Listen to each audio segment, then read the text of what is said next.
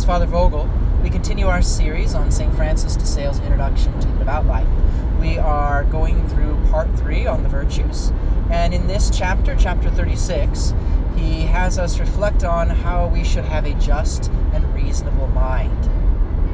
Now, he reflects that what makes us unique as human beings is the fact that we can reason. Yet, he says, it seems to be a rare thing to find men truly reasonable.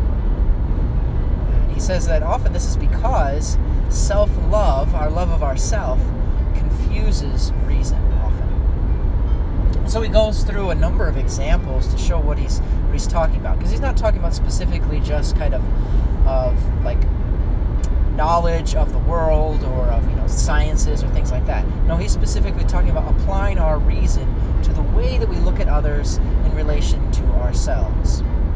So he says we have these certain unfair and unreasonable attitudes often. We accuse our neighbor for little, and we excuse ourselves for much. We desire that others receive justice, while we want only mercy. We want our words to be taken in good sense by others, and we become touchy and sensitive to what other people say. We are displeased with someone because they don't want to adjust to us. If we're attached to a particular practice, we despise and criticize those who don't like it, who don't have that same taste that we do. If one of the people under us is not good looking, or we dislike him or her, whatever that person may do, we don't like it, we take it ill.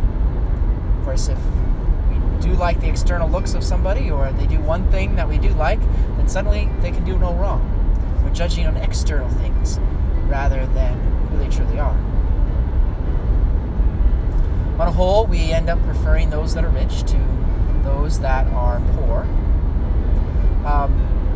We easily complain about our neighbor, but we don't really want anybody to be complaining about us. And we do for others, what we do for others always appears to be a lot, while what other people do for us seems to be almost nothing. So, you see, we kind of have this double standard that we apply to other people as well as to ourselves. So, the way that he interprets that is that we have a gentle, kind, and gracious heart towards ourselves, and a hard, stern, and strict heart towards our neighbor. He quotes Psalm 12 here. The deceitful lips have spoken with a double heart. So he sees this image of a double heart as a way in which we have two hearts. We look at others and ourselves in very, very different ways. So the solution that he gives to us is to always, in order to be more reasonable about the way that we see others, is to recall the golden rule. Do unto others as you would have them do unto you. We find Jesus speaking of this in the Gospels. So he says to put yourself always in the place of your neighbor, and your neighbor in the place of you, and then you will judge them well. Make yourself a seller while buying, and a buyer while selling, and you will sell and buy with justice.